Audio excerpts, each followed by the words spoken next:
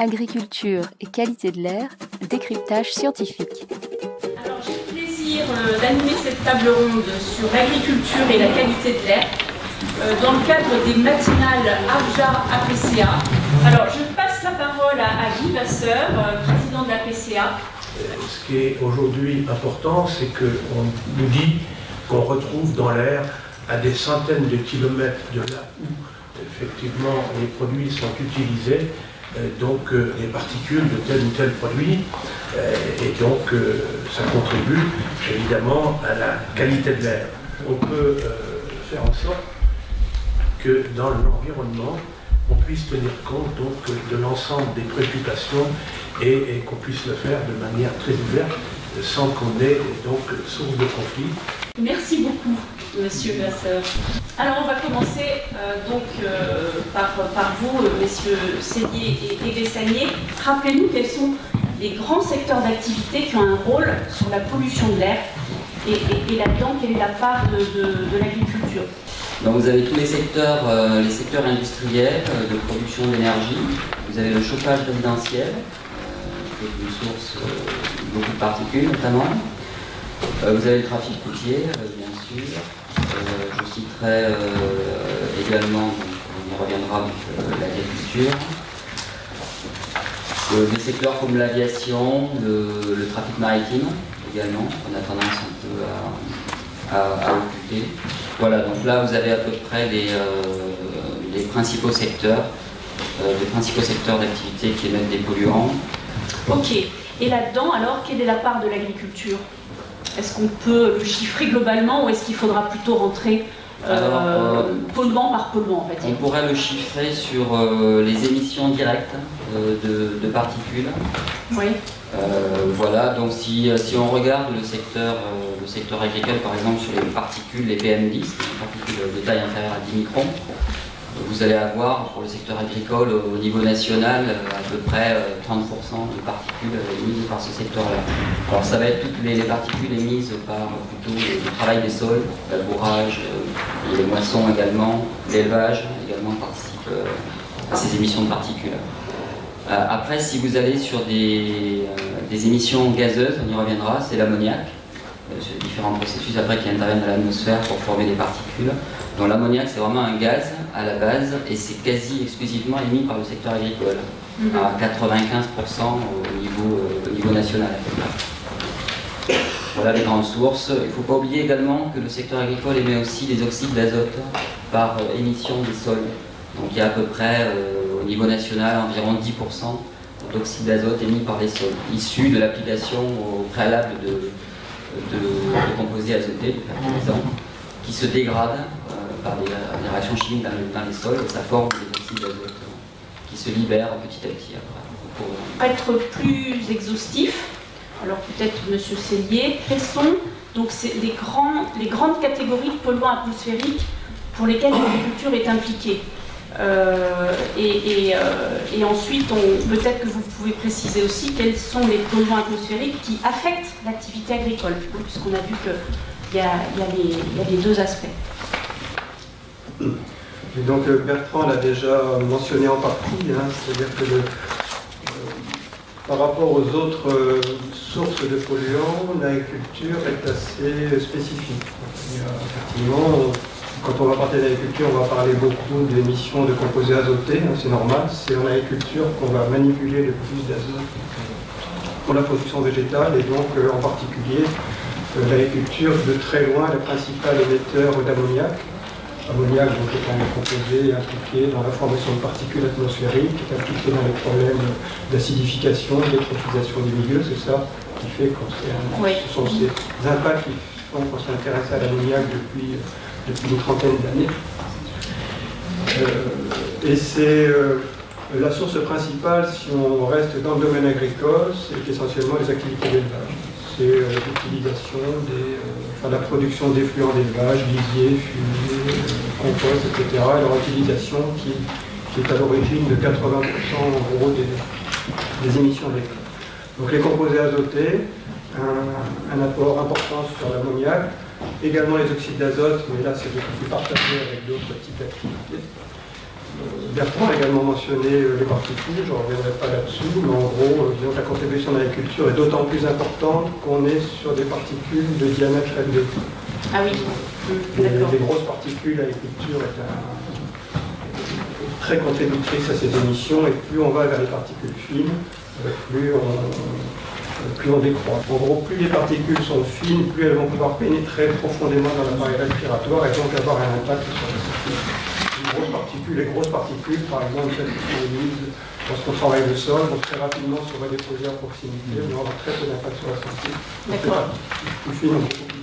Elles ont plus d'impact et elles vont voyager plus loin. Et elles vont voyager plus loin, elles vont se comporter presque comme un gaz, certaines, elles vont voyager très vite. D'accord. Alors, il y a des particules primaires et secondaires. Est-ce que vous pouvez là aussi l'un ou l'autre expliquer? Bertrand est plus...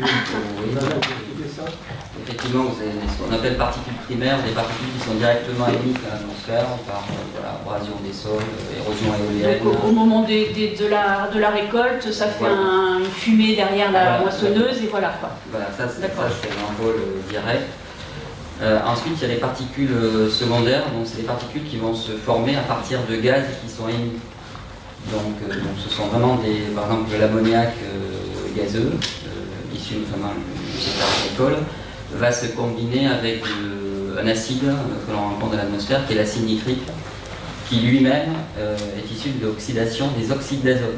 Alors les oxydes d'azote, ça vient plutôt du trafic routier et de l'industrie, si je schématise.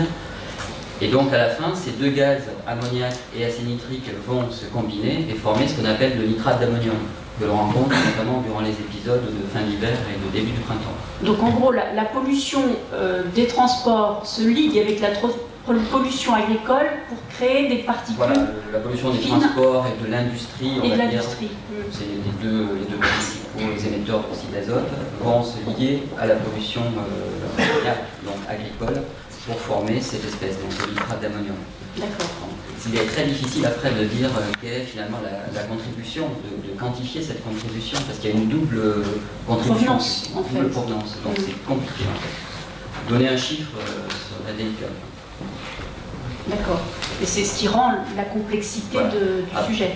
Tout à fait. Alors après, on peut faire c'est ce qu'on fait à l'INERIS, on fait des analyses de scénarios pour voir que se passerait-il si on baissait la contribution de tel ou tel secteur de tant de pourcents. Voilà, ça par contre c'est plus réaliste, on peut arriver à chiffrer un petit peu les choses. Ok, et alors dernier élément, c'est la pollution, enfin comment l'agriculture est affectée par la pollution atmosphérique. Si on regarde l'ensemble des impacts possibles de la pollution de l'air sur l'activité agricole, on peut voir une multitude de choses dans la mesure où la pollution de l'air, c'est une multitude de composés. Mais disons qu'il y a deux éléments essentiels qui ressortent. Le premier élément, c'est l'ozone. Ça, c'est connu depuis assez longtemps. C'est étudié depuis assez longtemps sur les forêts, depuis moins longtemps tout de même sur la production agricole. Et on se rend compte aujourd'hui que cet impact de l'ozone sur les productions agricoles peut avoir un effet tout à fait significatif sur la production. Au niveau européen, les groupes de travail dans le cadre de la Convention de Genève sur les impacts de la pollution de l'air sur la végétation ont produit des rapports récemment, notamment un rapport qui identifie l'ozone comme une menace cachée, je cite, une menace cachée sur la sécurité alimentaire. Parce qu'en fait, on sait que l'ozone peut affecter, des évaluations qui ont été faites également là, à partir de modèles, parce qu'on peut difficilement voir les choses directement. On sait que ça peut affecter, faire diminuer la production végétale, la production agricole de 5-10%, voire plus dans certaines situations. En situation de surproduction, ce n'est pas un problème, mais en situation, aujourd'hui, on parle beaucoup de sécurité alimentaire, ça pourrait devenir un problème. Oui, 5 à 10%, c'est quand même conséquent. C'est conséquent, et en termes économiques, ça peut être très conséquent. D'accord.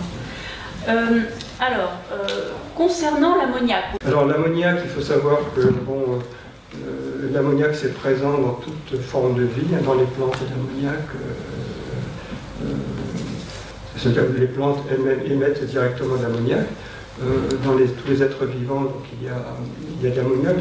C'est un composé qu'on va retrouver dans toute forme de vie, dans les résidus végétaux, dans des déjections animales. Et c'est un produit qui va être finalement relativement facilement émis vers l'atmosphère à partir du moment où on va épandre ces produits sur les terres agricoles. On va les épandre sur de grandes surfaces. En gros, prenez le cas le plus typique, c'est le cas d'un lisier bovin ou d'un lisier de porc, qui contient des quantités assez importantes d'azote ammoniacal, à peu près 50% de son azote et de l'azote ammoniacal. Vous l'exposez sur de grandes surfaces. Et donc, après, par simple équilibre physico-chimique, entre les équilibres de solubilité, entre l'azote dissous dans le lisier et l'atmosphère, cet azote va se volatiliser par l'atmosphère. Rapidement, dans les...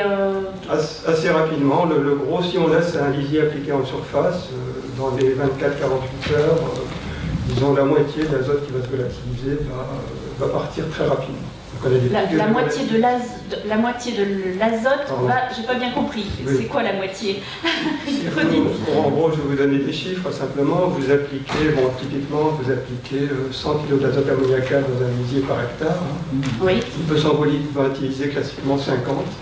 Et sur ce 50, vous allez avoir, dans les 24 à 48 heures, souvent, vous allez avoir la moitié, donc 25, qui vont se volatiliser dans l'atmosphère. D'accord. Ensuite, le processus est un petit peu plus lent et plus... Donc c'est 50% de 50%. Voilà. C'est pour ça. Très bien. Alors ça, c'est un lisier. Alors donnez peut-être des... Pour les engrais minéraux, c'est niveaux...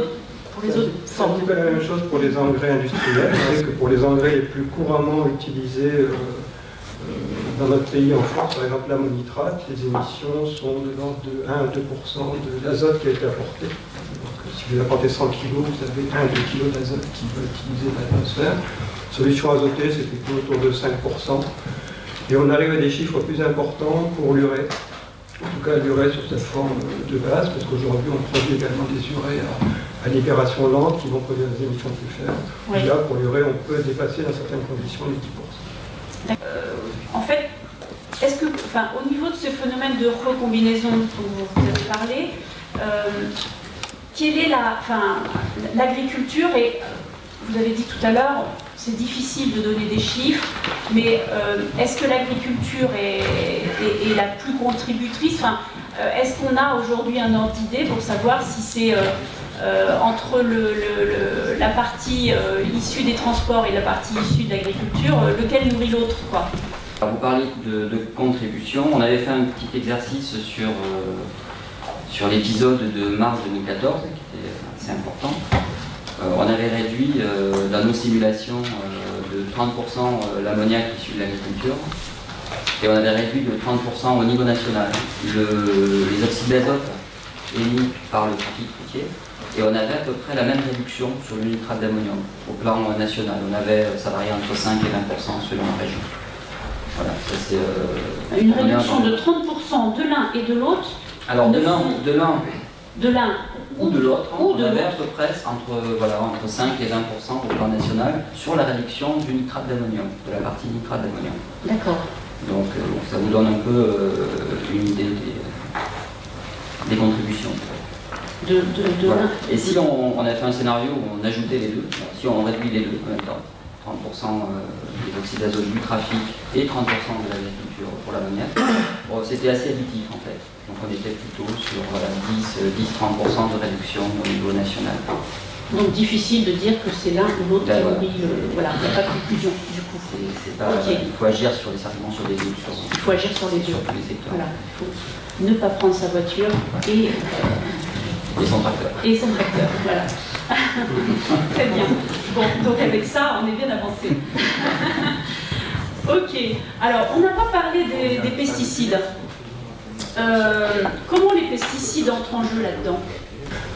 Alors là, c'est un petit peu la même chose que pour l'ammoniac.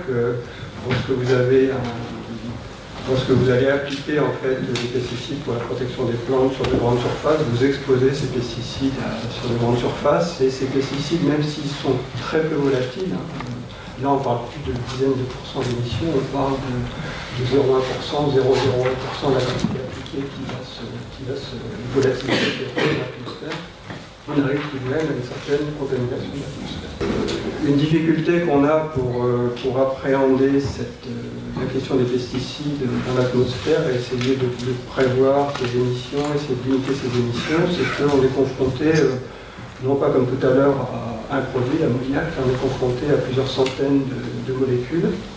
Si vous multipliez ça par le fait que ces molécules sont utilisées dans des produits formulés, on va arriver à des combinaisons très très importantes qui font qu'on a du mal aujourd'hui à être capable de prévoir ce qui peut se volatiliser. Et les groupes de travail sont en marche pour essayer de mieux prendre ça en compte, d'essayer de limiter ces émissions.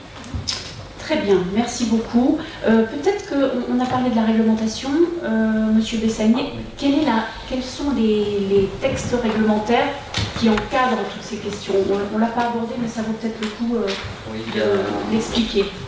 Il y a une convention déjà internationale qui a été signée en 1979 sur le transport des polluants à longue distance. Donc ça a été vraiment la première réglementation internationale qui a été signée. En ont découlé à peu près 8 protocoles sur les émissions de polluants, dont un qui nous intéresse plus particulièrement, c'est le protocole de Göteborg, qui donne des plafonds d'émissions à ne pas dépasser par État pour certains polluants.